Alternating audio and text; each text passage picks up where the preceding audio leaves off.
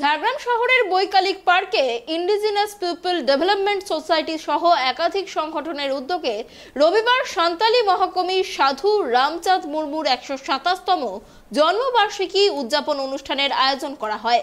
ওই অনুষ্ঠানে উপস্থিত থেকে মহাকবি সাধু রামচাঁদ মুর্মুর প্রতিকৃতিতে ফুল মালা দিয়ে শ্রদ্ধা নিবেদন করেন বিশিষ্ট সাহিত্যিক সহ আরো অনেকে। উপস্থিত সকলেই কবির প্রতিকৃতিতে ফুলের মালা দিয়ে শ্রদ্ধা নিবেদন করার পর তার জীবনী নিয়ে বিস্তারিতভাবে আলোচনা করেন।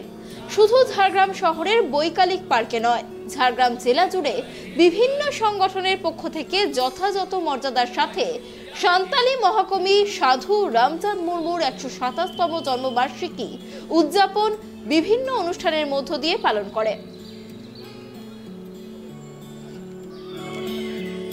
আমরা ইন্ডিজিনাস পিপল ডেভেলপমেন্ট সোসাইটি বিনপুরের পক্ষ থেকে এখানে মহাকবি সাধু রামচাঁদ মুর্মুর আমরা শ্রদ্ধার্ঘ্য নিবেদন করলাম।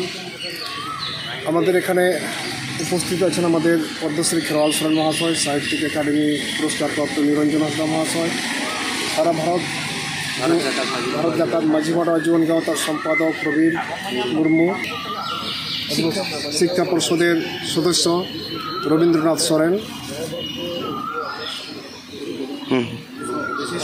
বিশিষ্ট সমাজসেবী গুরুপদ মুর্মু, সঞ্জয় সোরেন, ধনারাম মুর্মু।